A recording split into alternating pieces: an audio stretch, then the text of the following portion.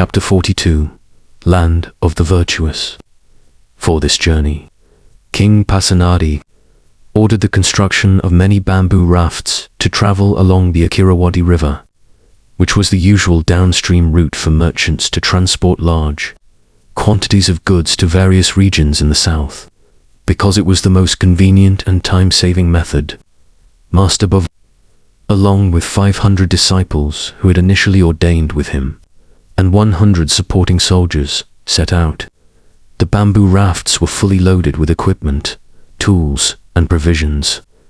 Master Bhavari's raft was at the head of the procession, and he would plan where to stop for the night, which way to go at junctions, and ultimately, where he would decide to settle. That journey was like an adventure, because they had to travel during the flood season when the water level was high to prevent the rafts from running aground, and sometimes they had to face late-season rain. Lord Foch, what river is this Akirawadi River? I interrupted while journeying through Akita's memory. Today, you call this river the Yom River, which is over 500 kilometers long from the city of Savathi before joining the Kathawari River, which splits into two branches and rejoins at an island. There is a story related to you. The place where Master Bhavari chose to establish his hermitage is the same area where you chose to build Buddha images 2,000 years later, or what is now Pra-Nakhon Sea Ayutthaya Island. It was originally just an island between two regions, with the Kathawari River, or what you call the Chao Phraya River, as the boundary. Lord Foch explained. The place where I built Buddha images. Does that mean I have had a connection with this place for over 2,000 years? Since I was born as Akita, the ascetic? Yes. The concept of lifetimes is so complex, I remarked. There are even more stories than that. But I'll reveal them to you later, Lord Foch said. Okay, I replied. I returned to Akita's memory with great curiosity to find out where Master Bhavari would discover a place for his hermitage. One morning, after the raft procession stopped at a city that Master Bhavari said he had never traveled further than in his life. He had once accompanied King Pasenadi, Kosala's father, to attend a celebration in this southern region. So, he was excited to explore new places he had never been. In fact, his intention was to go as far as possible. After traveling for almost a month, it rained heavily that day. Even though the rainy season had been over for a month, I went to ask the teacher if we would continue traveling. The answer was to continue.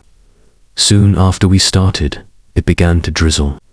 Throughout the day, the sky was dark, and not a single ray of sunlight penetrated the clouds.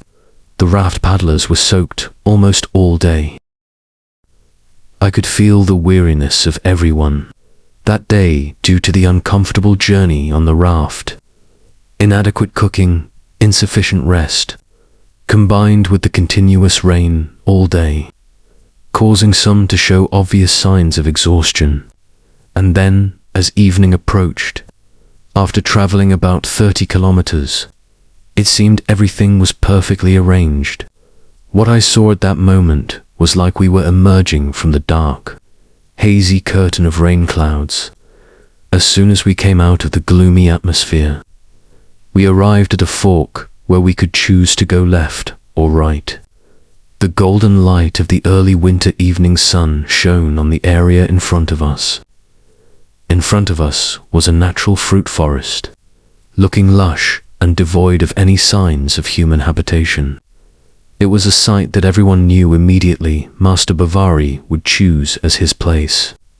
This place is where I will live until the end of my life, Master Bhavari said to me with confidence. Yes, teacher, I replied. Have everyone unload all the belongings and equipment here. From now on, we will travel no further, Master Bhavari said firmly. That evening, after setting up temporary accommodation, Master Bhavari called a meeting with all the accompanying officials and my group of 16. He inquired of the officials, most of whom had knowledge of the boundaries, which region this area belonged to. He learned that this area was a large island, 10 kilometers wide and over 40 kilometers long, where the Kathawari River split into two branches, encircling the island. It was the border between the Asaka and Malacca regions, with the Kathawari River as the boundary. Originally, neither region claimed ownership of this area because a hermit used to live there. After the hermit passed away, it was unclear which region would claim ownership. Tomorrow, you will divide into two groups. One group will go to the capital of the Asaka region, and the other group will go to the capital of the Malacca region to negotiate the purchase of this land from both rulers with half of our gold coins. For each side, Master Bavari instructed. Yes, teacher, the head official replied. I am pleased with this place. I consider this an auspicious sign, because this district used to be inhabited by a virtuous person. I am confident that the gods who protect this land intentionally led me to find and reside here. Master Bavari said. After sending the officials to negotiate the purchase of the land, both rulers readily accepted Master Bavari's offer because this area seemed to be a point of contention between the two regions. But because it was a small area, and both regions had friendly relations, waging war to claim ownership of such a small area was not worthwhile.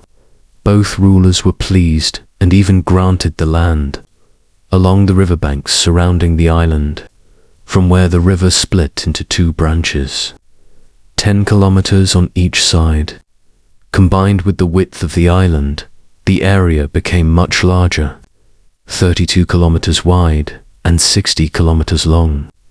Soon after, the soldiers who followed Master Bavari helped build residences and other necessary structures to accommodate the 16,016 ascetics who would later arrive. They returned to the city of Savath. This place had all the necessary conditions for Master Bavari's practices. It was far from people, because it was a border area, and it was abundant with crops and wild fruits, so there was no shortage of food.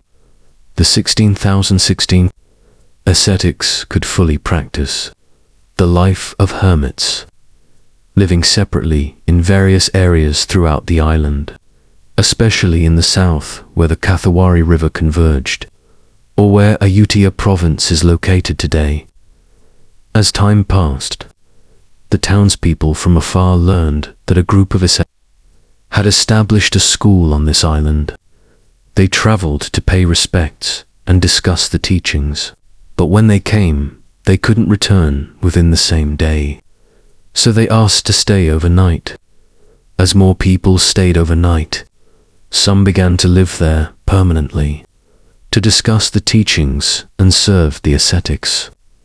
Master Bavari kindly allowed them to build houses both on and off the island. Their livelihood depended on the land owned by Master Bavari for farming, raising livestock, and trading. Eventually, this area became a community without the status of any city-state. It was merely a community with Master Bavari's group of ascetics as its center. When the villagers were kindly allowed to make a living on the land, normally they would have to pay taxes to the ruler of the city. But here there was no ruler. They felt a sense of duty and voluntarily gathered the proceeds from their labor to give to the rulers of both regions. But both rulers refused because the land belonged to Master Bavari. So the villagers brought the proceeds back to Master Bavari, but he also refused. Master Bavari said that his purpose in coming here was to avoid involvement with wealth, to cut off defilements, so there was no reason for him to accept those assets. But because it was the villagers' intention, they suggested that Master Bavari keep those assets. If there were poor or destitute people in need of help, he could give them these assets as an act of charity. Master Bavary agreed, and this made his school famous very quickly. The word spread that the head of this school was very kind, and anyone who was poor and helpless could come to seek assistance. So, people from near and far traveled there constantly. Master Bavary designated a specific day each year to donate gold coins to the poor and needy. So, every year, wandering beggars and ascetics from all directions traveled there to receive charity. And this was the origin of the suffering that Master Bavary had to face.